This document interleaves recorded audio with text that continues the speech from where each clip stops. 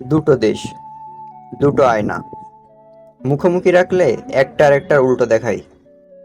জাপানের বাচ্চারা স্কুলে শেখে নিয়ম, নিজের ময়লা নিজে পরিষ্কার করা, সিগন্যাল মানা, ভালো মানুষ হওয়া। আমরা শিখি কিভাবে পাশের ছেলেটাকে রেজাল্টে হারাতে হয়, ক্যান্টিনে টিফিনের জন্য যুদ্ধ করতে হয়, কয়জন মানুষের ঘাড়ে পা দিয়ে সামনে যেতে হয়, সেই হিসাব রাখতে হয়।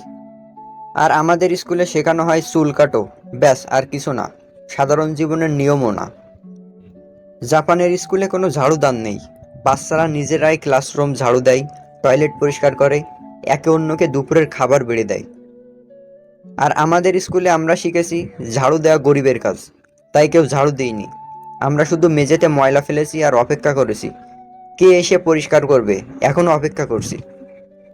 জাপানের ট্রেন 20 সেকেন্ড আগে ছেড়ে দিলে কোম্পানি লিখিতভাবে ক্ষমা চাই, আর আমাদের ট্রেন 3 ঘন্টা লেট, কেউ ক্ষমা চায় না, আমরাও আশা করি না। প্ল্যাটফর্মে বসে চা খাই আর এইগুলাই দেখি। জাপানে ময়লা ফেলার আগে ভাবতে হয় এটা পোড়ানো ময়লা না অপোড়ানো ময়লা, নাকি প্লাস্টিক না বোতল, 7 রকম ভাগ। আমাদের একটাই ভাগ, জানালা, বাস চলছে, জানালা দিয়ে ছুড়ে দিলাম, ময়লা এখন রাষ্ট্রের সমস্যা, এত সময় আছে, ফেসবুকে গিয়ে জলদি হেড কমেন্ট করতে হয়। জাপানের ট্রেনে কেউ ফোনে কথা বলে না, এত চুপ যে নিজের স্পন্দন, নিঃশ্বাসের শব্দ শোনা যায়। আমাদের বাসে একজন মামা ফুল ভলিউমে টিকটক দেখছেন, পাশের জন মোবাইলে তাহিরের ওয়াজ ছাড়ছেন, দুটো মিলে একটা নতুন সঙ্গীত হচ্ছে। কেউ অভিযোগ করছে না, এটাই আমাদের নিয়ম। জাপানে মানিব্যাগ হারালে ফেরত আসে টাকা সহ। আমাদের দেশে মানিব্যাগ পেলে মানুষ প্রথম দেখে ভেতরে কত আছে, তারপর সিদ্ধান্ত নেয় বিবেক জাগবে কিনা। জাপানের রাস্তায় কনস্ট্রাকশনের লোকটা আপনাকে দেখে মাথা নিচু করে, কষ্ট দিলাম মাফ করবেন। আর আমাদের দেশে রাস্তা খুঁড়ে রেখে দেয় 6 মাস, কেউ মাফ চায় না। গর্তটা ধীরে ধীরে আমাদের পরিবারের একজন সদস্য হয়ে যায়। জাপানে লাইন মানে লাইন, মাটিতে দাগ কাটা থাকে, মানুষ ঠিক দাগের উপরেই দাঁড়ায়।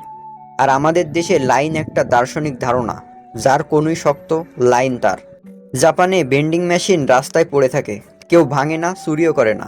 আমাদের দেশে ওটা 1 সপ্তাহ টিকতো না, প্রথমে বের হতো কয়েন, তারপর মেশিন, তারপর যে লাগিয়েছে তার চাকরি। জাপান যে পারফেক্ট এমন কিন্তু না, বাংলাদেশের মতো সার্ভাইভাল গেম থেকে বের হয়ে এসে যে একটা শান্তির দেশে থাকতে পারতেছি, এটাই আলহামদুলিল্লাহ।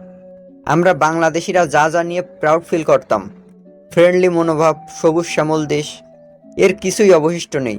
বিদেশের মাটিতে সবচেয়ে বড় ক্ষতিটা আমাদের করে লোভী দেশি জনগণই, আমাদের সবচেয়ে বড় শত্রু আমরাই।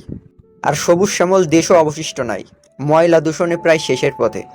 জাপান বাংলাদেশ দুটো আয়না মুখোমুখি, একটাই আছে শৃঙ্খলা, আরেকটাই আছে উল্টো। আমি দাঁড়িয়ে আছি দুই আয়নার ঠিক মাঝখানে।